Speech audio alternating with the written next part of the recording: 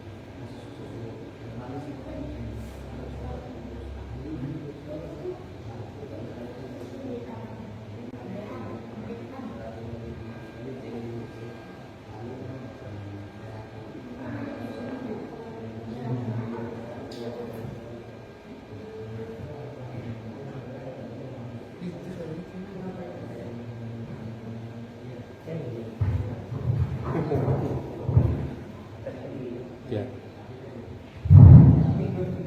Dua, ya. Udah. Udah. Udah.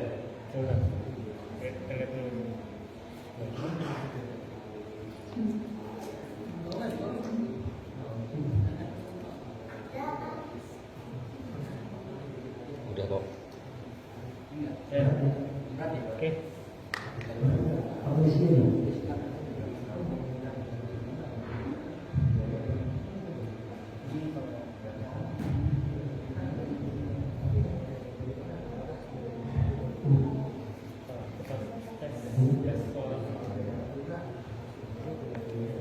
Udah kan?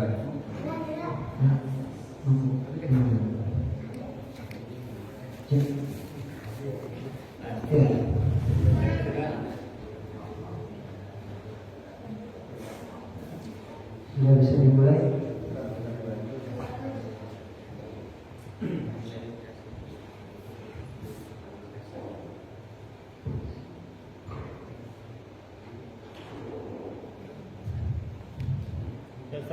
Suara dipencet lagi, pencet lagi.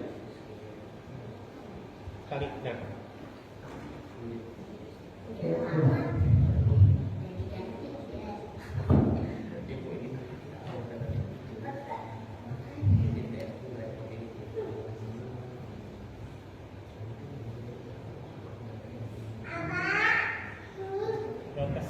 Tes satu dua, cek Di atas satu. ini tuh, bisa nggak di atas? Kalau di sini, di sini. Iya di sini. Cek satu dua. Pencet lagi, Eh? pencet lagi. Ya. Cek satu dua. Sudah. Siap.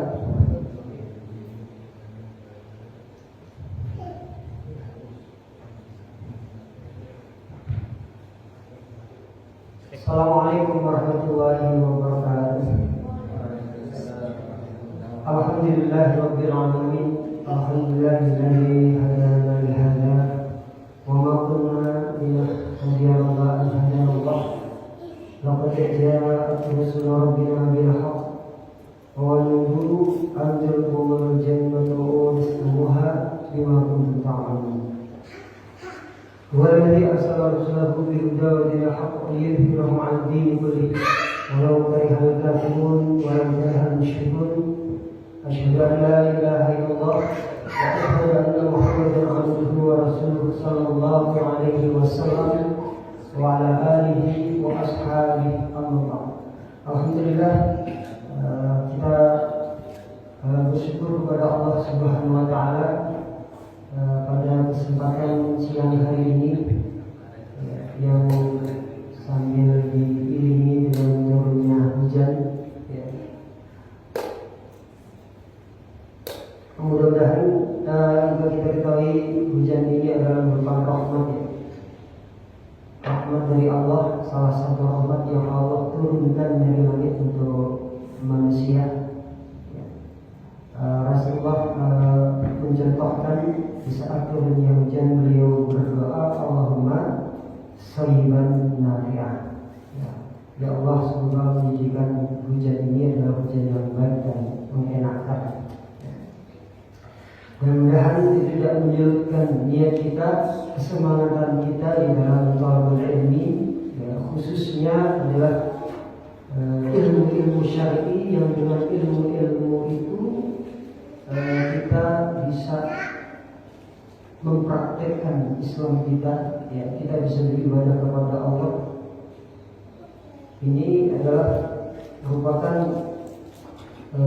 sesuatu kewajiban yang harus dipenuhi oleh orang iman, orang Islam. Rasulullah SAW bersabda, "Talabul ilmi fardhatun 'ala kulli muslim." Mencari ilmu agama itu hukumnya wajib atas setiap orang Islam.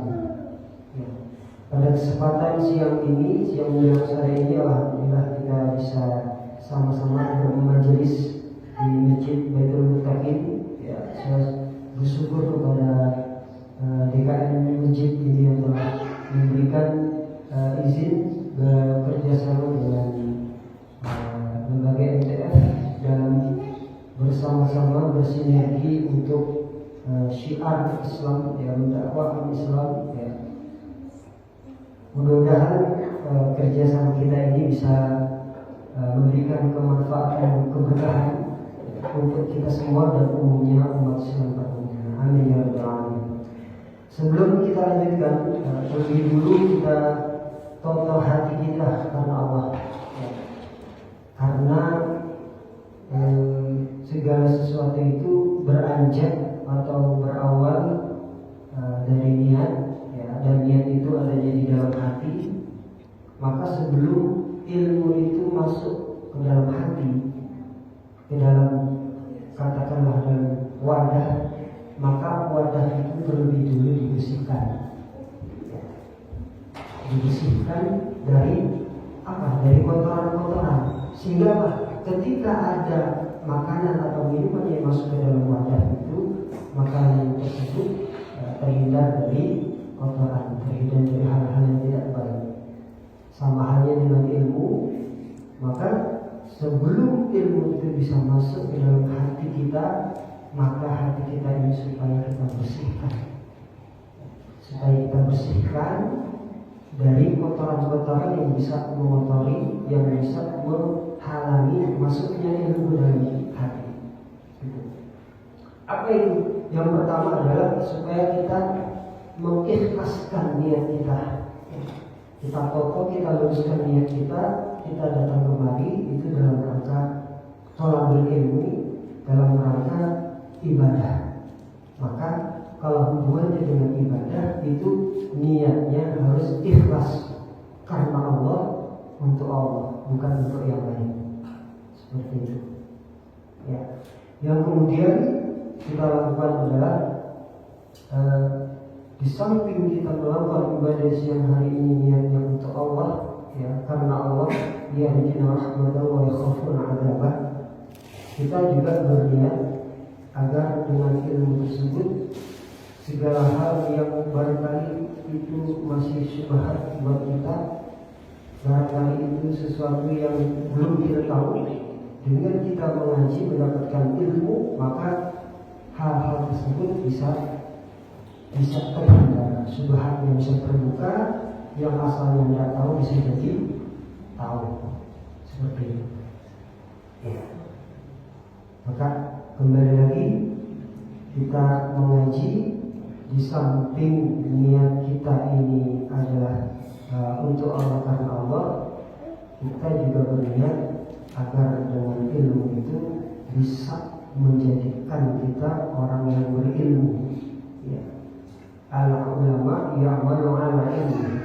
Jadi secara umum yang dikatakan ulama adalah orang-orang yang beramal di atas ilmunya, ya, di atas ilmunya yang dia ketahui. Seperti itu. Jazakumullah khairan. Kita lanjutkan, ya, setelah tadi, sebelum kita mulai, kita paskan lagi niat kita luruskan lagi niat kita untuk thalabul ilmi dalam rangka ibadah, ya. Kita mengharapkan rahmat Allah, ya. Kemudian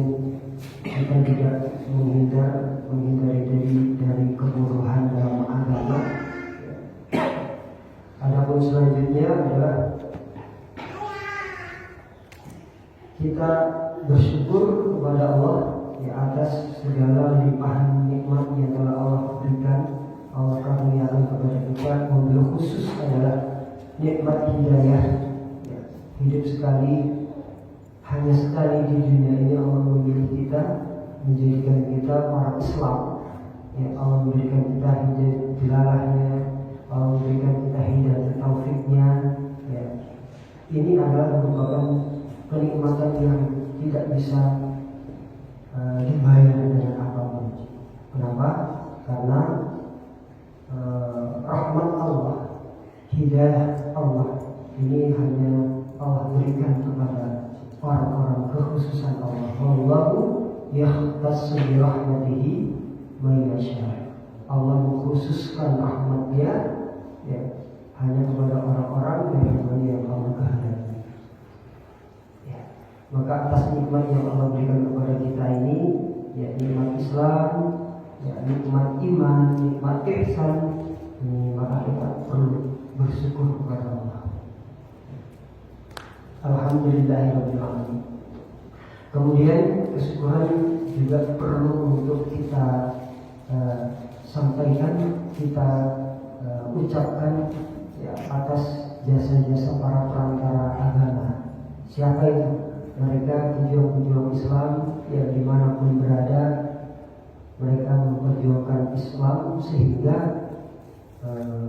bisa sampai ke Indonesia, ya, kemudian bisa sampai di sini. Itu semua adalah merupakan nikmat-nikmat Allah yang dilewatkan para perantara agama, pejuang-pejuang agama, atas jerih payah pejuang-pejuang Islam. Ya para pejuang agama, ustaz-ustaz, mubalik, ya kiai-kiai dan yang lain-lain dalam menyebarkan agama Islam yang hak ini, ya, kita syukuri jazakumullahu khairan. Ya, mudah-mudahan Allah memberikan mereka balasan pahala, Allah mengampuni kesalahan dan kekhilafan mereka. Kemudian atas kehadiran saudara-saudara semua, saudara-saudaraku yang saat ini ada di sini ya, maupun yang goib yang goib itu yang mungkin sedang menyaksikan mengikuti kajian ini secara online ya, tidak lupa saya juga bersyukur, jazakumullahu khairan. Mudah-mudahan Allah memberikan kemanfaatan dan keberkahan kepada kita semua. Amin ya rabbal alamin. Ya, baik, pada kesempatan siang hari ini kebetulan kami diminta untuk memberikan kajian ya, kitab Sunan Abi Daud. Ya, sebelumnya ini sudah disampaikan, artinya ini lanjutan dari kitab sebelumnya. Ya. Sedikit sekilas tentang Sunan Abu Daud. Sudah sama-sama kita ketahui bahwasanya kitab induk yang menjadi pedoman umat Islam seluruh dunia ya. Di samping Quran dan hadis ya, untuk hadis sendiri kita mengenal dengan istilah kutub sitah ya. Kitab yang 6. Nah, sedangkan Sunan Abu Daud ini memiliki peringkat yang ke-6, yang ketiga ya. Sahih Bukhari, kemudian Sahih Muslim, dan yang ketiga adalah Sunan Abu Daud. Ya. Nah, dan ini perlu untuk kita ketahui kenapa? Karena sumber-sumber hukum Islam, ya entah itu akidahnya maupun fikihnya, ada di dalam Quran dan Sunnah ini, di dalam hadis-hadis. Ya, maka ilmu Islam kita bisa menjadi kuat, Islam kita hidup karena ada ilmunya. Al-hayatul Islam. Ya, Rasulullah SAW bersabda, al-ilmu hayatul Islam wa imanul iman. Jadi ilmu itu adalah hidupnya Islam dan tiangnya keimanan. Seperti itu. Maka sudah selayaknya kita mendalami Quran dan hadis. Karena kita berintisab dengan Islam, maka sudah menjadi tuntutan sebagai konsekuensinya adalah kita harus mempelajari Quran dan Sunnah, Quran dan hadis, seperti itu. Jazakumullahu khairan. Kita lanjutkan bagi yang membawa kitabnya Sunan Abu Dawudnya bisa dibuka di nomor hadis 3644. Ya, 3644.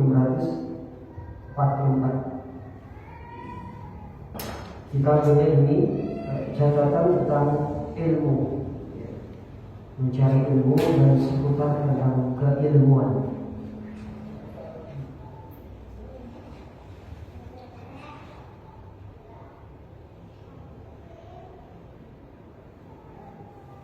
Bisa kita mulai. Bismillahirrahmanirrahim.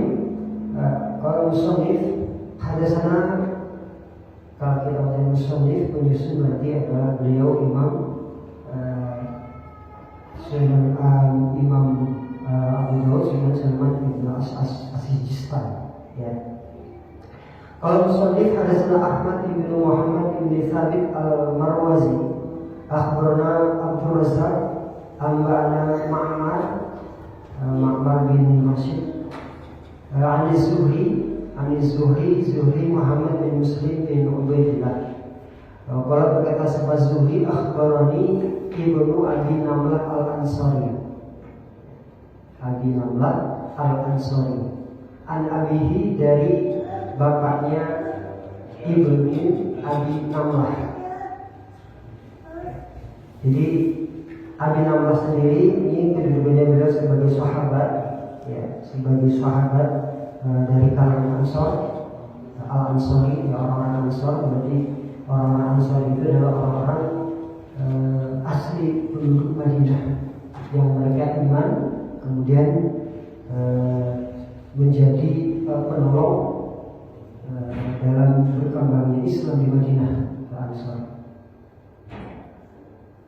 Sedikit beberapa jarang saya sudah mencari dan bisa bapak-bapak ibu juga mencari dari biografi dari ibu Namlah itu sendiri, ada Namlah, yang nama aslinya adalah Ammar bin Mu'ad bin Zurarah. Beliau ini meriwayatkan hadis satu di sini, jadi dalam Sunan Abu Dawud ini, ya. Beliau memiliki anak yang namanya Namlah, ya. Jadi bapaknya, kalau gambaran kita sekarang bapaknya Ustaz, maka anaknya juga diusahakan Ustaz juga, gitu. Ya. Jadi sudah menjadi budaya di kalangan umat Islam bahwa menghidup-hidupkan ilmu itu diawali dari lingkup keluarga, seperti itu, ya. Dan mudahan sunnah-sunnah yang baik itu juga bisa kita ikuti, ya. Amin ya rabbal alamin. Anak bahwasanya si Abi Namlah ini bainama huwa jalisun inda Rasulullah sallallahu alaihi wasallam. Suatu ketika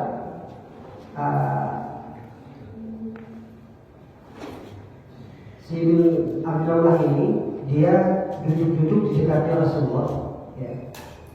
Kemudian wa indahu rajulun minal Yahud, dan kebetulan di situ pun juga ada rajul minal Yahud, seorang laki-laki Yahudi yang juga ada di situ, ya. Murra bi jenazah. Di saat itu dilewatkanlah sebuah jenazah, ya. Jadi Abi Namlah sedang duduk bersama Rasulullah, ya. Kebetulan di situ ada laki-laki Yahudi, ya. Terus ada jenazah lewat. Faqala, maka berkata siapa orang Yahudi tadi, ya Muhammad, hal tatakallamu hadhihi jenazah. Wahai Muhammad, ya, apakah jenazah ini berbicara? Yang dimaksudkan dengan berbicara ini apakah jenazah ini di dalam kuburnya berbincang-bincang dengan malaikat? Gitu. Faqala Nabi sallallahu alaihi wasallam, Allahu a'lam. Maka Rasulullah sallallahu alaihi wasallam bersabda, berkata, Allahu a'lam. Allah Maha tahu. Nah, di dalam syarah Aunul Ma'bud, syarah dari Sunan Abu Dawud ini, maksud dari Allah a'lam sendiri adalah Rasulullah bersikap tawakuf, ya, bersikap tawakuf, ya, tidak komen dengan jenazah apa dengan perkataan dari orang Yahudi tadi, ya, yang sedang dibicarakan itu, atau mengandung kemungkinan juga bahwa Rasulullah belum mengetahui akan pertanyaannya malaikat di dalam kubur seperti itu, ya. Makanya Rasulullah menjawab dengan Allahu a'lam. Allah yang lebih tahu. Allah Maha tahu. Ya.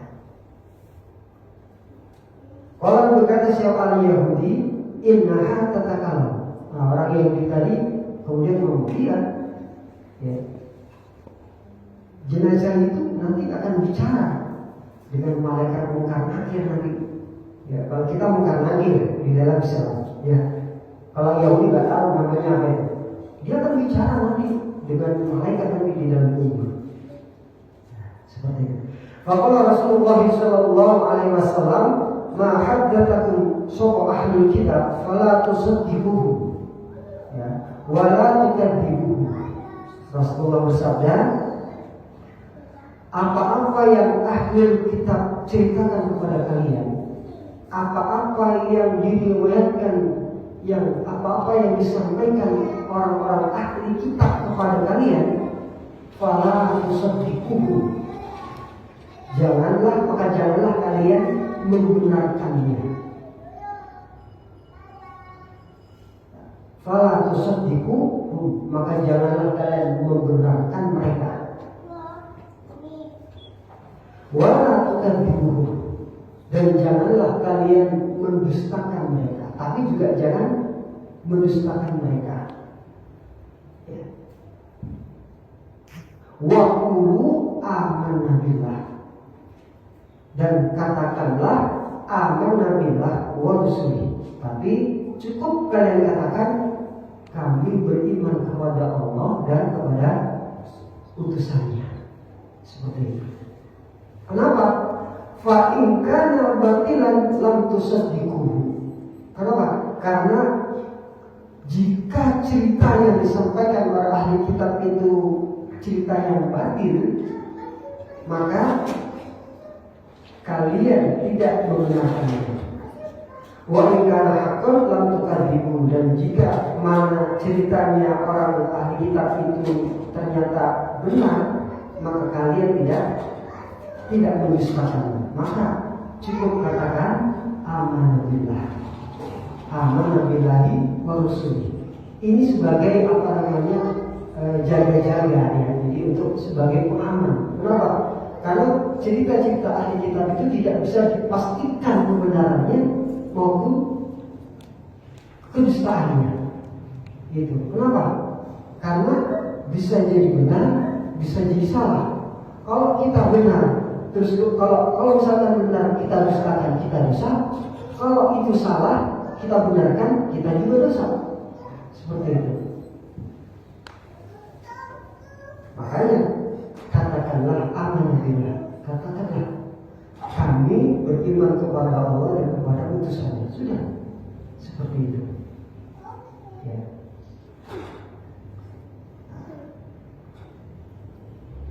Ini kedudukan hadisnya menurut Imam Al-Albani adalah dhaif. Ya. Keterkaitannya hadis ini ada di Sahih Bukhari. Ya. Di Sahih Bukhari, dan ada hubungannya jadi dalam Al-Quran surah Al-Baqarah ayat 136 misalnya. Ya. Jadi di dalam Sahih Bukhari diceritakan ada orang-orang ahli kitab. Ya.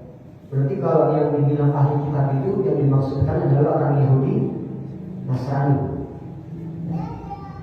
Ada orang-orang ahli kitab yang mana mereka menafsirkan Al-Quran, menafsirkan Al-Quran,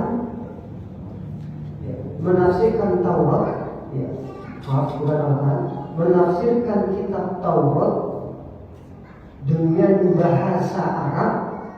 Mereka terangkan kepada orang Islam. Jadi ada orang ahli kitab, dia menjelaskan Taurat dengan, kan Taurat itu bahasa aslinya kan bahasa Ibrani. Mereka tafsirkan, translatekan ke bahasa Arab untuk mereka terangkan untuk orang Islam, seperti itu. Nah, kemudian melihat itu, mensikapi hal tersebut, lalu Rasulullah SAW bersabda yang lebih sama seperti hadis Sahih Sunan Abu Dawud ini. Ma'hadadukum ahlul kitab fala tusaddiquhum wala tukadzibuhum. Apa-apa yang ahli kitab sampaikan kepada kalian, jangan kalian benarkan, ya juga jangan kalian dustakan. Cukup katakan kami beriman kepada Allah dan kepada utusannya, seperti itu. Ya.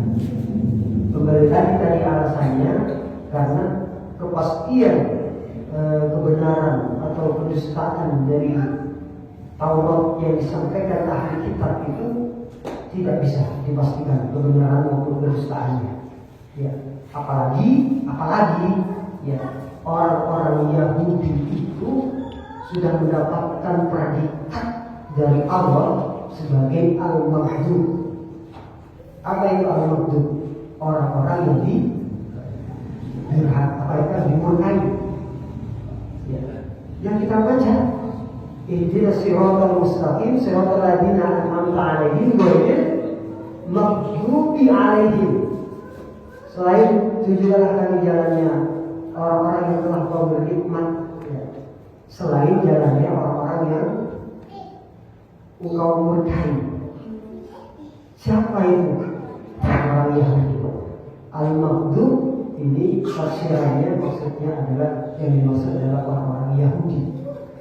Kenapa? Wa minal ladzina hadu yuharrifuna al-kalima 'an mawadhi'ih. Kenapa? Karena orang-orang Yahudi, pendeta-pendetanya itu, rabbinnya itu, mereka berani apa? Mentahrif Taurat dari aslinya. Mereka berani menambahi, mereka berani mengurangi, bahkan mereka berani mengubah isi kitab Tauratnya.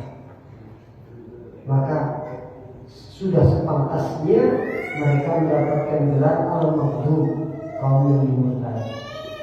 Seperti itu. Ya. Makanya kalau dia sebagai penguat kembali, penguat dari hal ini adalah di hadis Sunan Ad-Darimi, suatu saat Umar bin Khattab radhiyallahu anhu datang dengan membawa tulisan Taurat ke hadapannya Rasulullah Shallallahu Alaihi Wasallam. Kemudian Umar bin Khattab membaca Taurat tersebut di hadapan Rasulullah.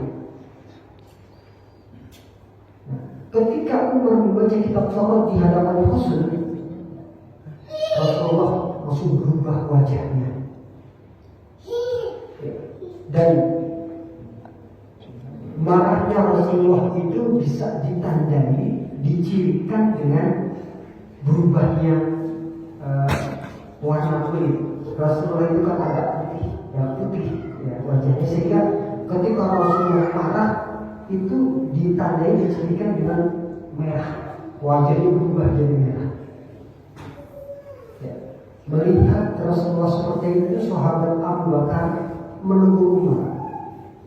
Fakilatka ya Umar, celaka kamu. Kamu gak melihat Rasulullah marah. Nah, melihat itu kemudian Umar minta berlindung. Alhamdulillah, aku berlindung kepada Allah dari murkanya Allah. Ya, aku berlindung kepada Allah dari murkanya Allah dan murkanya Rasulullah. Rasulullah SAW bersabda, apakah engkau termasuk orang yang bingung, wahai Umar? Nah, apakah kamu termasuk orang yang bingung? Jadi Rasulullah balik bertanya, kenapa engkau menyampaikan tauhid itu di hadapanku, membacakan kitab tauhid itu di hadapanku? Apakah tidak cukup Al-Quran? Sampai Rasulullah kemudian menegaskan, ketahuilah Umar, ya, seandainya Nabi Musa itu masih hidup, ya, itu ayat akhir hadisnya ada sebelumnya. Seandainya kalian mengikuti Taurat dan meninggalkan aku, niscaya kalian sesat. Dan bila saja Nabi Musa saat ini masih hidup di tengah-tengah kalian, ya, masih hidup di tengah-tengah kalian, ya, maka dia tidak diberikan keleluasan kecuali dia harus mengikuti aku. Dan dia pasti mengikutiku.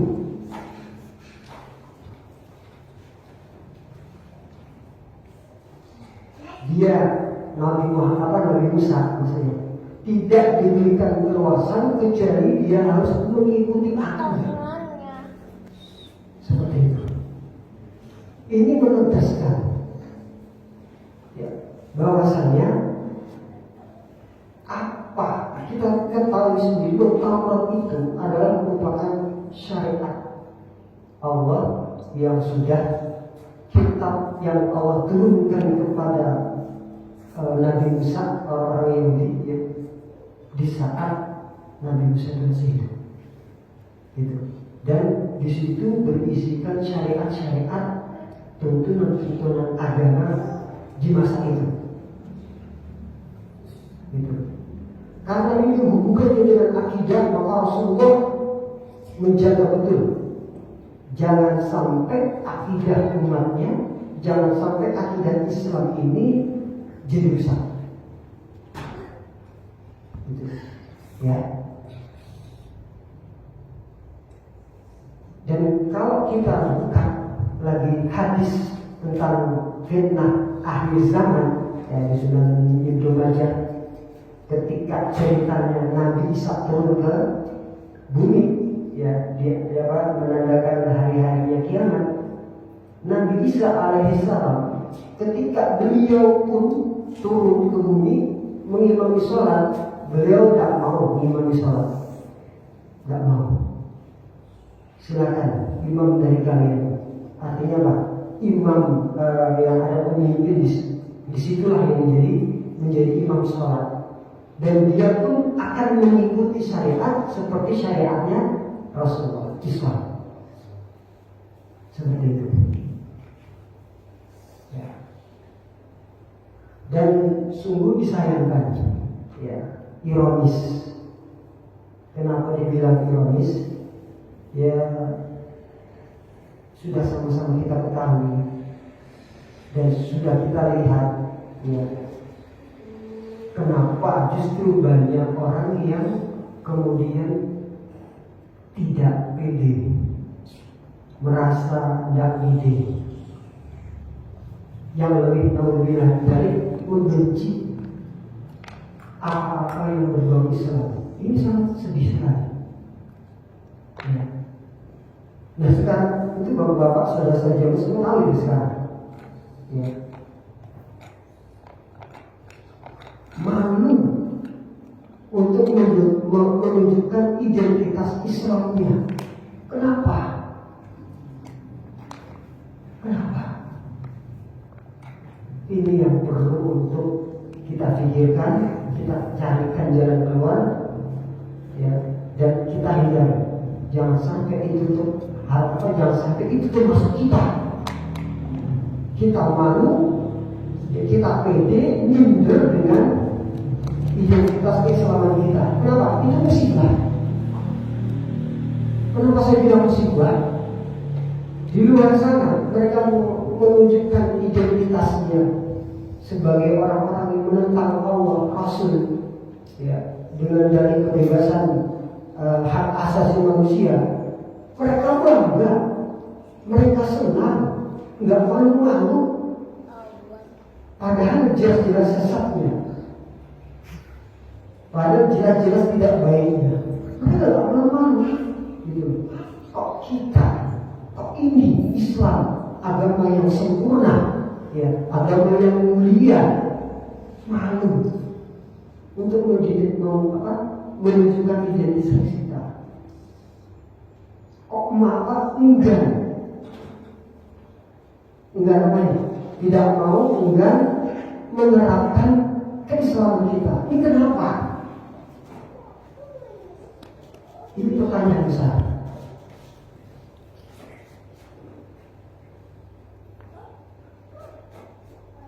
Karena kita ini adalah orang-orang yang hidup di akhir zaman, ya, yang dekat dengan kiamat.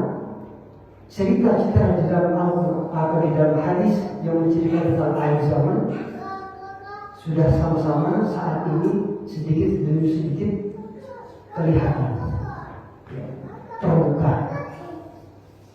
Di mana Rasulullah SAW bersabda sebelum beliau wafat, setelah aku tinggalkan kepada kalian yang putih, sesuatu yang putih. Artinya apa? Islam, agama Islam, ya. Yang mana terangnya syariat Islam itu seperti terangnya siang hari, malamnya seperti siangnya. Artinya apa? Syariat Islam itu jelas, yang benar mana, yang salah mana, gitu. Dan tidak ada yang menyimpang dari yang benar kecuali orang-orang yang rusak.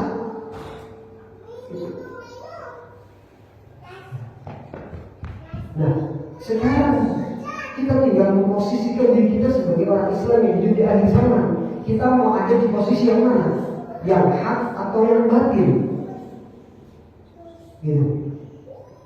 Kenapa? Karena standar kebenaran Islam, ya, yang Allah dan Rasulullah ajarkan adalah apa-apa yang mencocoki Quran dan Sunnah hadis, itulah sebuah kebenaran.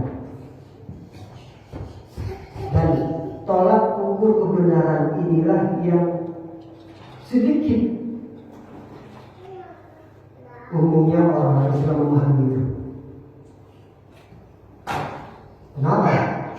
Karena banyak yang tolak ukur kebenaran itu timbulnya bukan karena kesesuaian dengan Quran dan hadis, bukan, tetapi karena banyaknya orang yang mengerjakan. Padahal di dalam Al-Quran dijelaskan, ya, wa in tuti aktsara man fil ardi la yudilluk. Kalau engkau mengikuti kebanyakan orang, niscaya kamu akan tersesat. Nah, standar kebenaran orang-orang jahiliyah, ya, orang-orang kafir adalah diantaranya menimbang benar dan salah itu dari apa? Dari banyaknya orang yang mengerjakan. Nah, sedangkan Islam tidak seperti itu. Kembali lagi, di dalam Islam sesuatu itu dikatakan benar, dikatakan salah, timbangannya apa? Timbangannya itu, tolak ukurnya adalah kesesuaiannya dengan Quran dan Sunnah, dengan hadis. Seperti itu.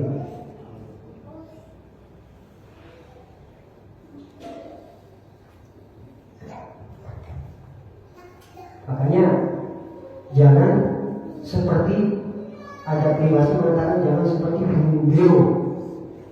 Ya, burung beo yang gampangannya suka mengikuti orang bilang benar, benar, orang bilang salah, salah. Tidak begitu. Tidak begitu. Ya.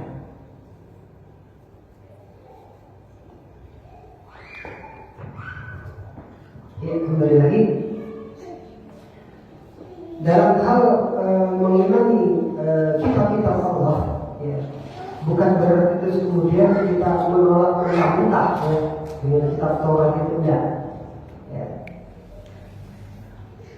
Karena iman kepada kitab itu juga termasuk dari rukun iman, ya, iman kepada Allah, ya, kemudian iman kepada malaikat, iman kepada kitab-kitab, iman kepada para rasul, iman kepada hari akhir, dan yang keenam iman kepada qadar baik dan buruk, yang kita kenal dengan rukun iman, ya, rukun iman. Dan kaitannya dengan iman kepada kitab, ya, iman kepada kitab, al-iman bil kutub yatadammanu arba'ata umur. Ya. Kita iman dengan kitab-kitabnya Allah, maka yatadammanu arba'ata umur. Ini mengandung 4 perkara. Yang pertama, al-iman bi anna nuzulaha min indillahi haqqan.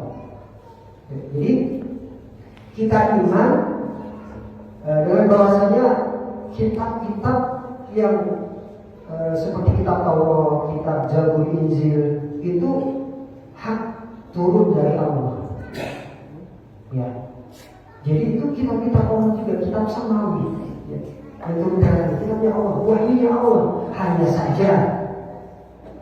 saja berbeda-beda dalam isi syariatnya maupun pembawanya. Kitab Taurat Allah turunkan sebagai pedoman yang dibawa misalnya oleh Nabi Musa. Ya. Kitab Injil adalah kitab yang Allah turunkan bersama dan dipedomannya oleh Nabi Isa. Ya, kemudian juga ada kitab Zabur, Nabi Daud, dan Al-Quran. Ya. Kita mengimani kitab-kitab tersebut itu adalah merupakan firman-Nya Allah. Firman Allah, ya, kalamullah, ya, bukan khalqullah. Itu yang pertama. Yang kedua, al-iman bima alimna ismuhu minha bismihi kal Quran wa Taurat wal Injil. Kemudian kita iman dengan apa-apa yang kita ketahui dari nama-namanya kitab tersebut, ya, seperti Al-Quran, ya, kitab Taurat, kitab Injil, Zabur, dan lain-lain. Namanya yaitu, ya, Al-Quran untuk umat Islam, umat Muhammad, ya, kemudian Zabur, ya, untuk Nabi Musa dan kaumnya, dan seterusnya. Yang ketiga, atas diku maslahat min akhbariha ka'al-bahil Quran wa akhbari malam yubadil au yuharif minal kitab sabiqah min maslahat lahu anha fi syari'ah. Kita membenarkan kabar-kabar yang sahih dari kitab tersebut,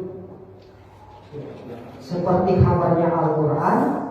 Ya, sudah kita meyakini kalau kabar-kabar yang ada disebutkan, disampaikan di dalam Al-Quran itu pasti sahih. Ya. Dan juga wa akhbari malam yubadil au yuharif min kitab sabiqah. Dan juga kita membenarkan kabar-kabar dari kitab-kitab terdahulu yang belum diganti, dan belum ditahrif, yang belum dirubah, diselewengkan, ya, dari kitab-kitab terdahulu, limassuhan naqluhu anha fi syari'ah, yang mana kabar-kabar tersebut cocok, ya, dengan syariat kita. Itu. Yang keempat, al-amalu bi ahkami malam yunsah minha. Ya, kemudian mengamalkan yang keempat adalah mengamalkan dengan hukum-hukum yang belum dimansuh dari kitab tersebut. Warida wa taslibihi sawaan fahimna hikmatahu amlam nafhamha. Ya. Kita juga ridho, kemudian menyerah, ya taslim, ya. Sama kita paham akan hikmahnya hukum-hukum tersebut, apapun yang belum kita pahami hikmah dari hukum tersebut. Wa jami'ul kitab as-sabiqah mansukh bil Quran. Dan ini yang perlu kita garis bawahi bersama seluruh kitab-kitab yang telah lewat itu mansukh bil Quran. Semuanya sudah dimansuh, diganti dengan Al-Quran. Seperti itu. Ya. Makanya jangan kemudian kita gampang gumun kalau orang Jawa. Ya. Gumun itu apa ya? Heran. Ojo gampang gumunan. Ya. Ada orang yang ngomong begini.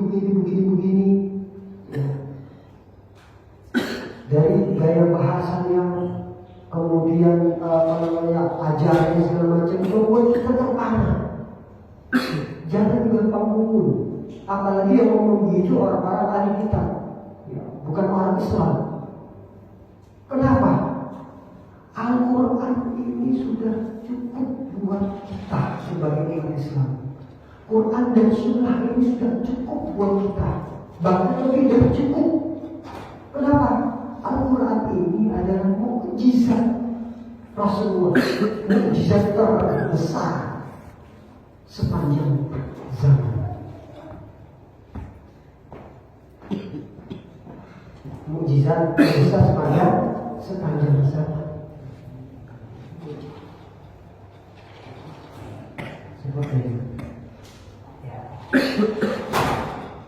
Jazakumullah khairan, dan memberikan manfaat dan berkah.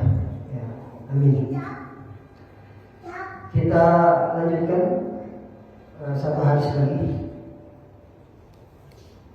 Hadatsana Musannif Ahmad ibnu Yunus hadatsana ibnu Abi Zinad an abihi an Kharijah yakni ibn Zaid bin Thabit.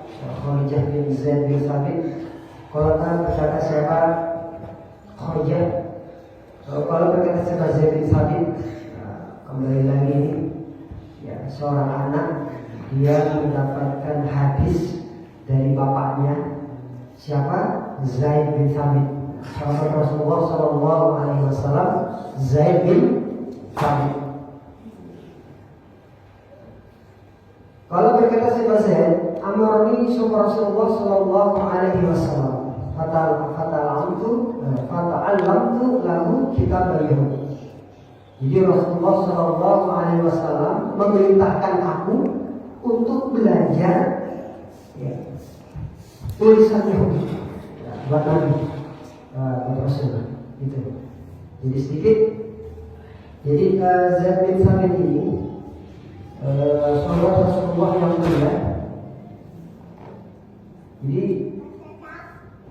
dalam suatu sirah dijelaskan ketika perang Badar, beliau umurnya itu masih sekitar 11 atau 13 tahun, ya, diantar oleh ibunya untuk sekiranya Rasulullah mau mengikut sertakan Zaid bin Thabit ini dalam pasukan perang, gitu. Ya, nah karena melihat Zaid bin Thabit ini masih anak-anak, Rasulullah menolak.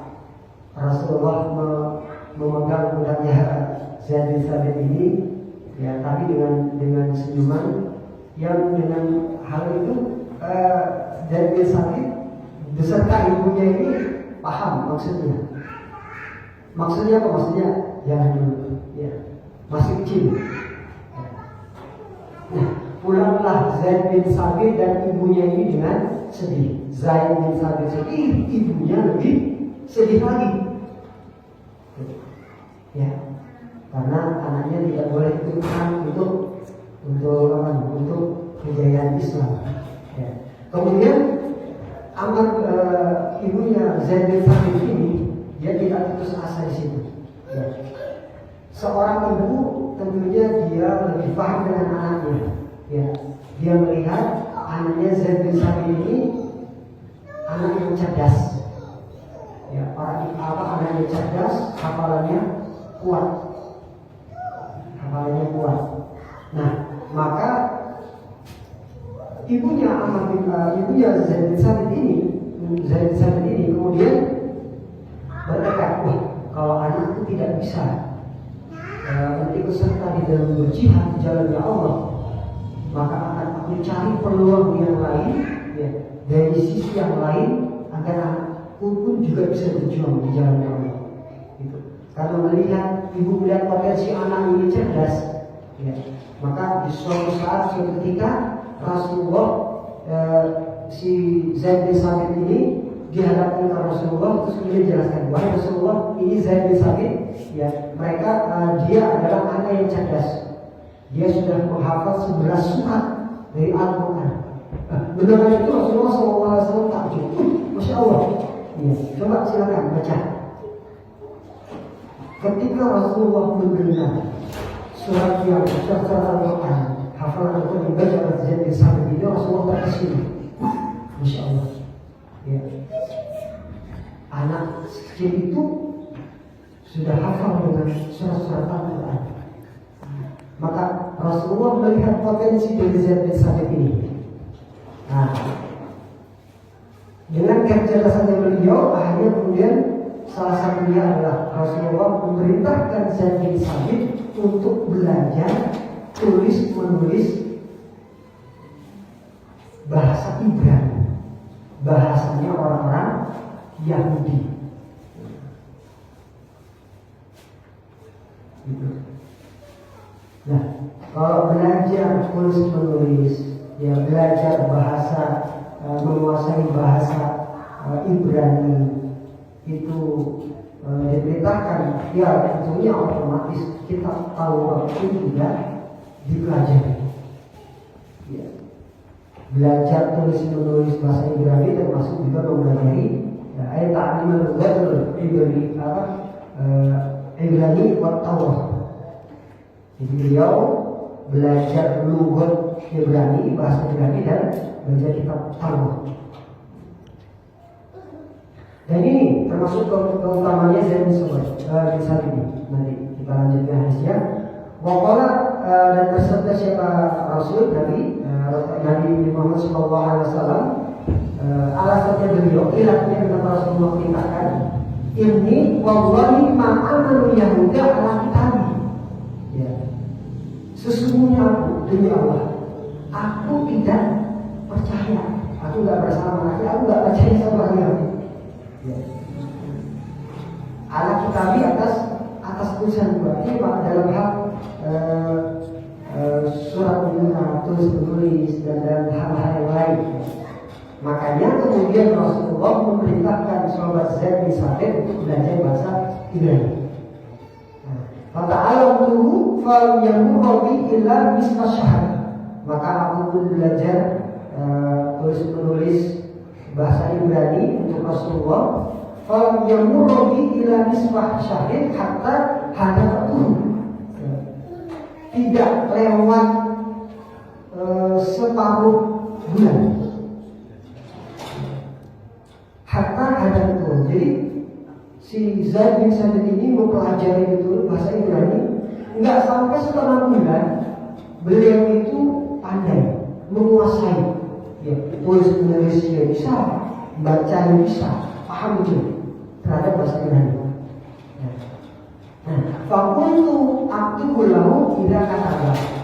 Maka aku menulis buat Nabi ketika beliau berkirim surat, melakukan kirim surat, wa aqra'a idza kutiba ilaihi, dan aku pun membaca, ya, membacakan kata-kata untuk Nabi ketika beliau mendapatkan surat ini. Jadi dari ilatnya Kenapa Rasulullah perintahkan saya untuk belajar bahasa Arab? Kenapa? Karena Rasulullah tidak percaya sama orang Yahudi. Tidak percaya sama orang Yahudi karena itu tadi. Ya, predikannya orang-orang Yahudi itu melekat kepada orang-orang Yahudi yang suka menambahi dan mengurangi. Ya. Kecocokannya dengan hadis ini apa? Ya. Jadi dalam hal seseorang yang dalam hal tulis menulis saja tidak bisa dipegang, ya, tidak bisa dipegang, apalagi dalam hal periwayatan hadis dan periwayatan yang hubungannya dengan agama, lebih lagi nggak bisa dipegang. Ya, orang yang gampang, yang suka bohong, ya gampangnya gitu. Orang yang gampang bohong, terus kemudian dia menyampaikan agama, bisa dipegang nggak ucapannya? Bisa dipercaya nggak? Orang yang seperti ini nggak bisa. Nah, itu kecocokannya dengan dua hadis ini, seperti itu. Ya.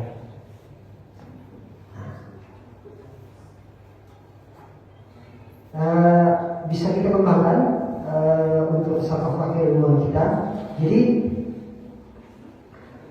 ilat mempelajari bahasa asing, para ulama-ulama mereka menjadikan hadis ini sebagai dasarnya.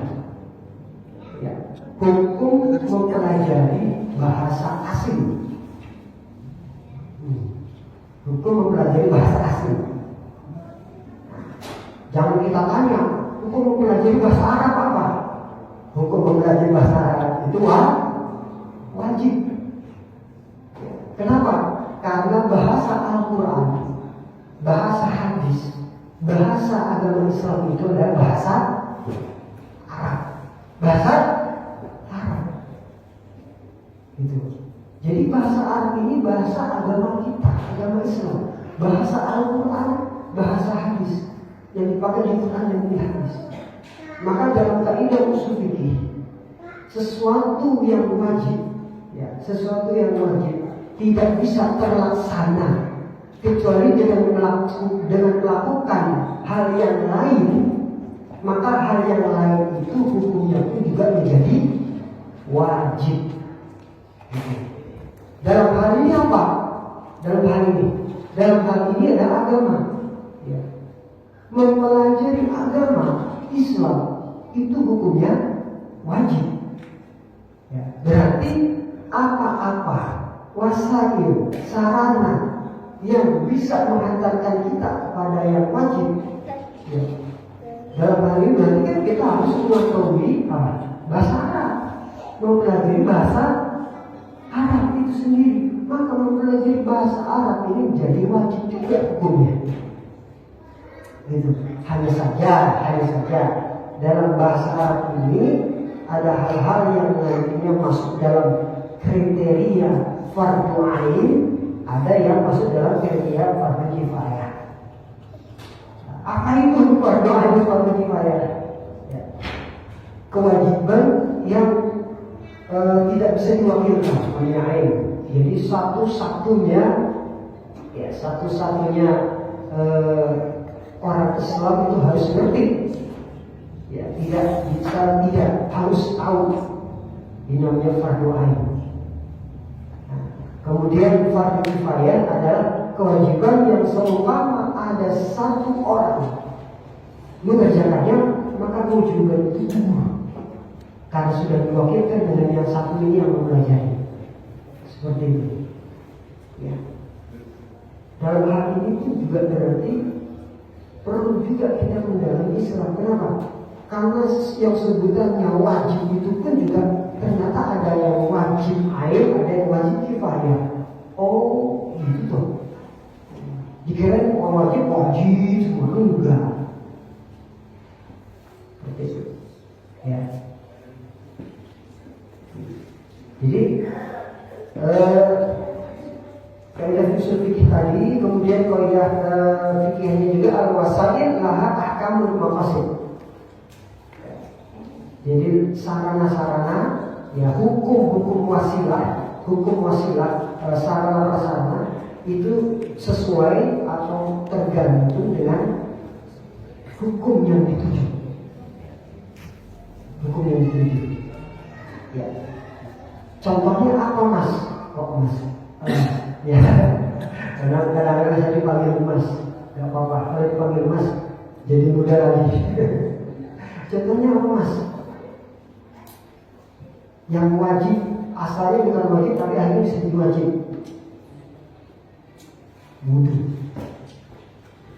Wudu hukumnya sudah apa wajib? Hukum asalnya.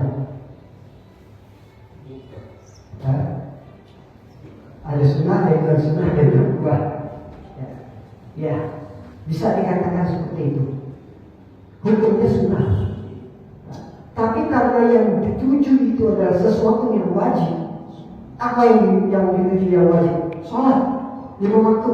Maka wudu ini hukumnya pun bisa menjadi wajib. Apalagi contohnya kalau yang haram, zina. Zina hukumnya apa? Haram. Perzinahan hukumnya haram. Ya, itu sesuatu tujuannya zina. Ya. Nah, maka wasilah, sarana-sarana yang bisa menuju kepada yang haram ini akhirnya juga bisa berubah menjadi haram hukumnya.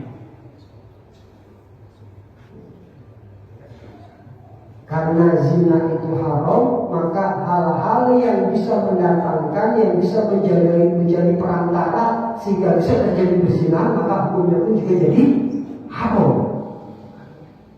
Apa itu wasilah dari perzinahan? Pacaran. Ya. Kalau dulu bahasa saya masih muda, mojok.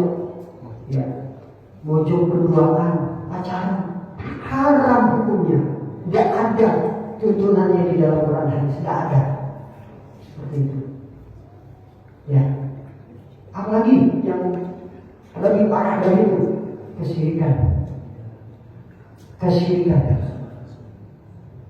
Syirik itu sesuatu yang sangat berbahaya di dunia akhirat.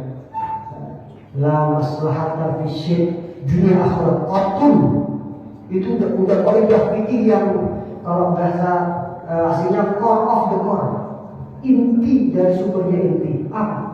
Tidak ada kemaslahatan, kebaikan dalam kesyirikan dunia akhirat sedikit pun tidak ada. Bahkan Rasul-Rasul yang Allah turunkan semuanya mendakwahkan hal yang sama agar kita mengesahkan Allah dan menjauhi tandingan-tandingan Allah. Kembali, ya, kalau itu sesuatu tujuan dari syirik, ya kesyirikan kepada Allah, menduakan Allah, maka hal-hal sarana-sarana yang bisa menjadi wasilah menuju kesyirikan itu, maka hukumnya pun bisa berubah menjadi haram. Itu yang harus kita tanamkan di dalam hati kita. Kenapa? Itulah akidah Hanifah muslimah.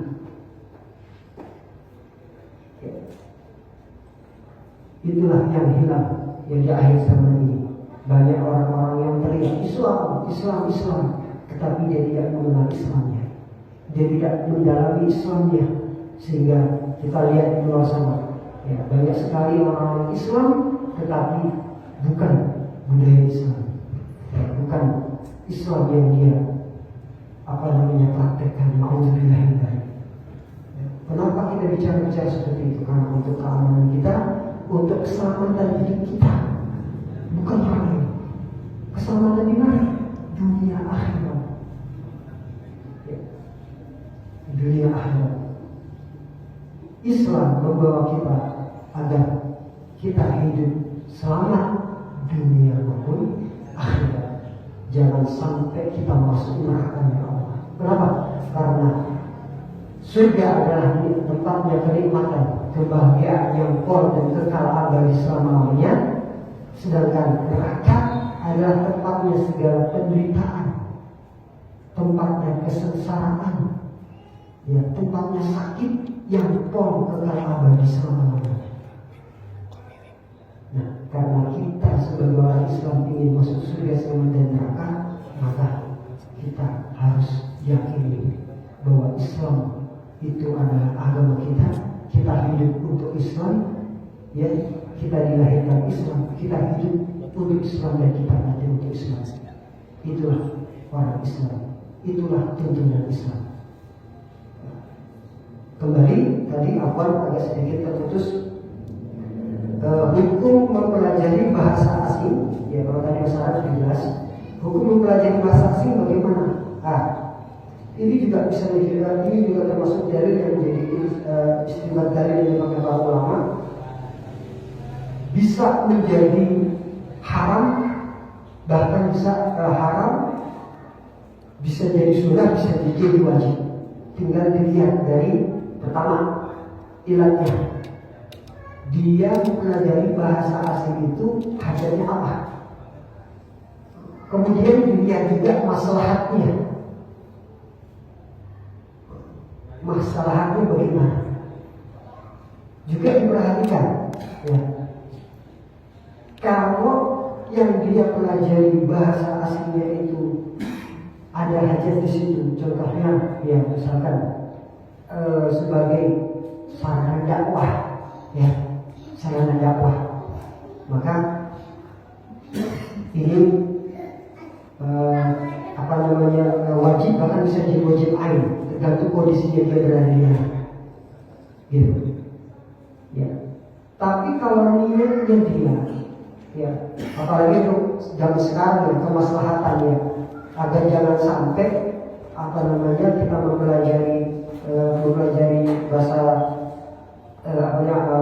memperdalam bahasa asing, Al-Quran ini kan bisa jadi bahasa asing ya, karena bukan bahasa Indonesia, ya. Kalau masalahnya dalam kebaikan agama, maka itu hukumnya wajib, ya, hukumnya wajib. Nah, kembali lagi tadi, kalau niatnya itu bukan dibuat adil, ya, niatnya hanya untuk bangga-banggaan, kan? Ya, niatnya untuk apa? Yang lagi marah-marah, ya, biar ini pakai nanti di TikTok, kalau pakai bahasa pakai TikTok, ya, di TikTok atau di segala macam, ya, untuk yang maksiat, maka hukumnya haram, bahkan yang seperti itu. Mempelajari bahasa asing kalau niatnya seperti itu, ya, jadi dilihat, gitu. Jadi tidak mutlak mempelajari bahasa asing itu haram atau dilarang. Ya, dilihat apa keperluannya, apa niatnya, dilihat maslahatnya dan mudaratnya, seperti itu, ya. Jazakumullah khairan. Barangkali mungkin itu yang bisa saya sampaikan, ya, dari dua hadis Sunan Abi Dawud ini, ya. Mudah-mudahan apa yang saya sampaikan ini bisa bermanfaat dan berkah untuk kami pribadi dan bapak-bapak ibu semua yang ada di sini maupun yang dimanapun berada. Ya. Amin ya rabbal alamin. Ya, sebagai bekal kita, ya, sebagai tambahan ilmu kita, ya, di dalam berhidup, ya, sekali di dunia ini, ya, kita membekali ilmu kita dengan membekali diri kita dengan amal ibadah, termasuk di antara amal ibadah pahala yang kita cari dengan mengaji. Ya. Wa tazawwaju fa inna khairaz zadi taqwa. Berbekalah kalian, karena sebaik-baiknya bekal menghadap Allah adalah ketakwaan. Kenapa? Hidup kita di dunia cuma sekali. Jangan sampai kita mati dalam keadaan kafir. Ya. Jazakumullah khairan dan menjadikan ilmu yang manfaat dan barokah. Ya, kalau kurang lebih berkali penyampaian dari kami, itu adalah khilaf dari kami, dan mohon ampun kepada Allah. Ya. Akhir qauli hadza, jazakumullahu khairan. Wassalamualaikum warahmatullahi wabarakatuh. Waalaikumsalam warahmatullahi wabarakatuh.